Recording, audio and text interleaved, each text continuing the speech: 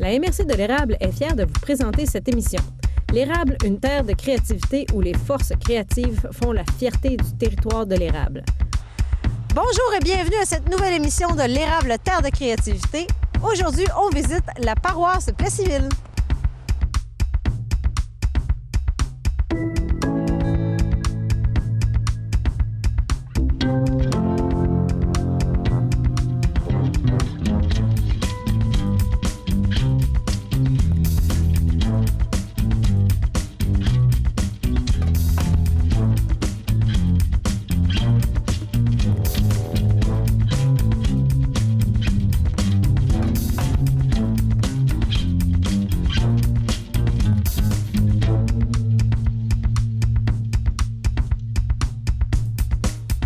On se trouve présentement dans la salle du conseil de la municipalité de la paroisse de Plessisville en présence de M. Alain Dubois, maire de la municipalité. Bonjour, M. Dubois. Bonjour, Ève.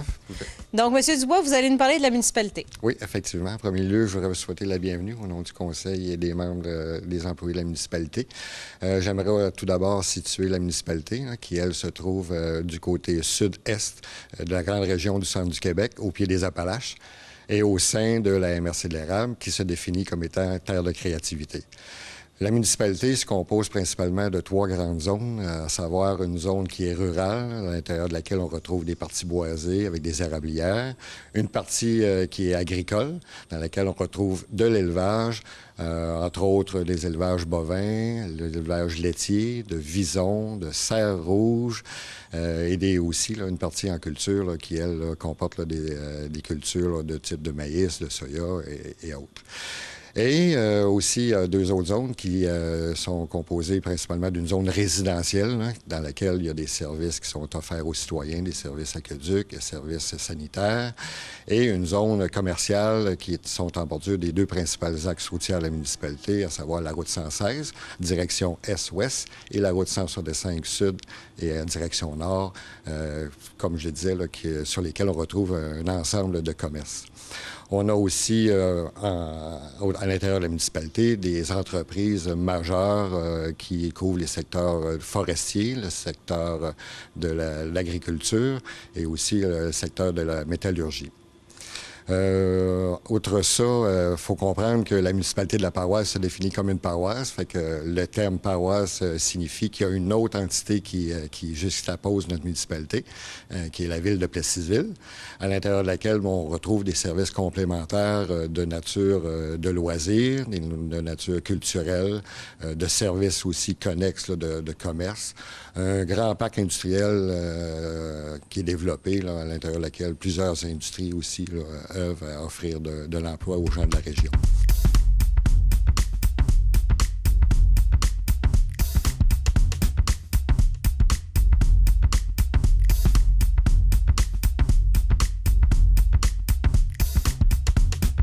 Nous allons maintenant parler avec M.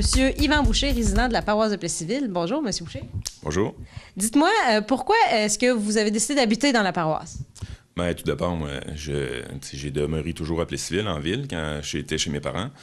Puis, j'ai eu une blonde, des enfants, tout ça. Là, je me suis acheté une maison en ville. Puis, j'étais dans un secteur où c'était quand même assez passant, puis le trafic, puis le bruit, tout ça. Puis, quand on a eu des enfants, ce qu'on voulait, c'est que je voulais que les enfants fassent comme moi je faisais quand j'étais petit, c'est-à-dire, on jouait dans la rue, jouer à cachette, aller courir un peu partout. Dans le secteur où j'étais, ça s'appliquait pas parce que c'était trop dangereux, c'était très passant. Fait que on a vendu notre maison plus vite qu'on pensait. Fait qu'à ce moment-là, il fallait se revirer de bord assez vite. On est allé habiter en logement. Puis jusqu'à temps qu'on trouve la maison qu'on voulait, c'est-à-dire en paroisse, le secteur où il y a l'école Notre-Dame, mais pas les nouvelles résidences, plutôt les 2 vieilles rues, là, Tardy et des Bouleaux. Là, on habite à des Bouleaux. Fait qu'on a trouvé cette maison-là dans l'avenue des Bouleaux. Puis on l'a aménagé là, ça va faire bientôt 4 ans, là, en avril prochain. Puis, on adore le secteur. Moi, ce que je trouve le plus agréable là-dedans, c'est que quand on a déménagé, le lendemain, j'ai porté attention à savoir c'est quand la première personne qui allait passer dans le chemin. Parce que j'étais habitué à ce que ça circule tellement. Fait que la première personne est passée le samedi à 10h30 du matin. Fait que moi, j'étais comme déboussolé de tout ça. Là. J'ai dit, my God, qu'est-ce qui se passe? T'sais, où suis-je? Fait que d'un, la tranquillité, ça c'est fantastique pour les enfants, la sécurité, qu'ils puissent aller jouer dehors sans que les voitures passent à tout bout de champ. Puis l'espace aussi. Parce que quand j'étais petit, chez mes parents, le terrain était super petit. Fait que maintenant, l'hiver, je fais une patinoire. L'été, la roulotte est là, toute la kit. Fait que, tu sais, je pourrais dire les 2 points majeurs, pour moi, là, ce qui fait en sorte que j'adore la paroisse, c'est la tranquillité puis l'espace. Puis, en même temps, j'imagine que vous tirez avantage du fait de quand même être pas trop loin de la municipalité, de la ville, pour accéder à différents services. Oui. Mais moi, j'ai comme le feeling que j'habite en ville, mais que j'ai les avantages de la paroisse. Fait que moi, je trouve que c'est le meilleur de 2 mondes. Puis, il fait bon vivre. Bien, merci beaucoup pour ce témoignage, M. Boucher. Ben, ça me fait plaisir.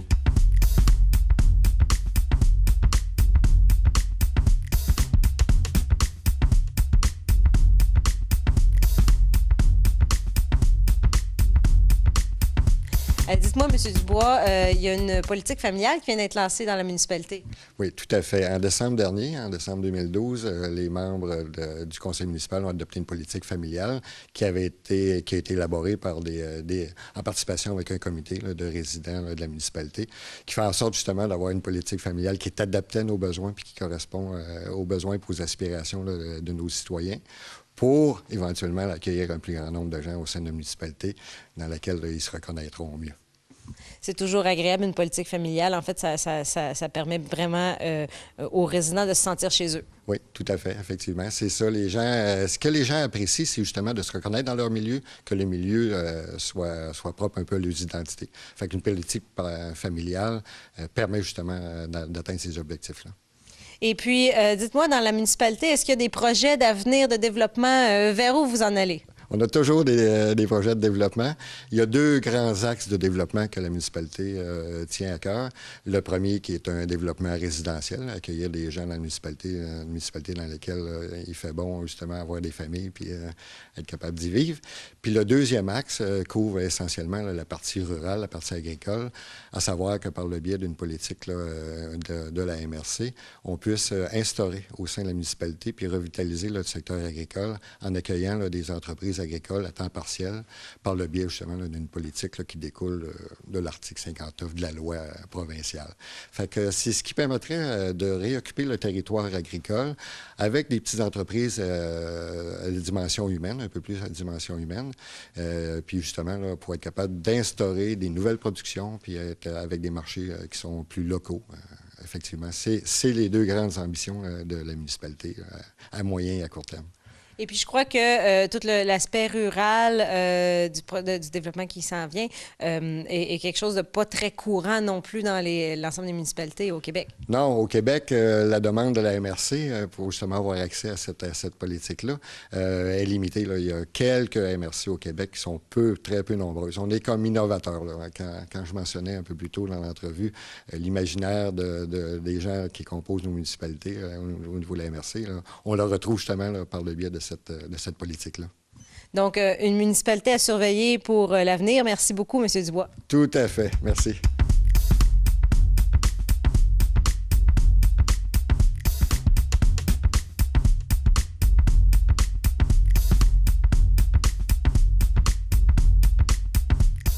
On se trouve maintenant en compagnie de Jonathan Dubois qui va nous parler un petit peu des loisirs. Bonjour, M. Dubois. Oui, bonjour.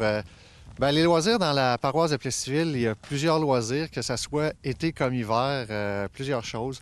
Si on passe à l'été, club de golf 27 trous, ici pas loin, une piscine à Plessisville, à la ville, un camping qui est aussi pas loin d'ici, plusieurs choses. L'hiver, ski alpin au Mont-à-Pic, avec glissade aussi sur tube, sentier de raquettes aussi là au Mont-à-Pic. Il y a la Loutre avec ses 22 km, je crois, de ski de fond. Patinoire extérieure dans plusieurs parcs. Il y a l'aréna aussi, Léopold Boutin, qui accueille le hockey, le patinage artistique, tous des sports qui sont possibles de pratiquer ici. Il y a une entente avec la ville aussi pour justement ces sports-là, pour avoir les mêmes tarifs dans le fond que la ville. Donc, les jeunes peuvent pratiquer tous les sports, soccer, hockey, tout ça, grâce à des ententes qu'il y a avec la ville de Plessisville. Oui, exactement. Le soccer qui est là derrière la polyvalente. Ça me fait penser aussi, il y a des stades de baseball, il y a des ligues de baseball aussi. Donc, tous les habitants de la paroisse de Plessisville peuvent profiter de tous les loisirs qui sont aussi à la fois à la paroisse et à la ville. Oui, exactement. Et puis, présentement, on se trouve au parc des Petits Braves, c'est bien ça? Oui, c'est ça. Et il y a une raison particulière pour laquelle on est ici. Pouvez-vous nous parler un peu de ce parc-là? Oui, bien c'est ça. La paroisse, avec sa politique familiale, a voulu remettre à jour ces différents parcs, que ce soit au parc de l'École Notre-Dame, le parc ici des Petits Braves, ainsi que le parc du domaine Somerset. Ils ont voulu remettre à jour. Puis moi, j'ai participé en tant que parent. Dans le fond, ils ont formé un comité de parents pour aider à l'élaboration du parc ici. Puis c'est ça, ça a commencé en 2010 avec un sondage auprès de la population du secteur ici pour voir l'intérêt de remettre à jour ce parc-là. Puis, étant donné que l'intérêt était marqué, il avait aussi demandé s'il y avait des parents qui voulaient s'impliquer.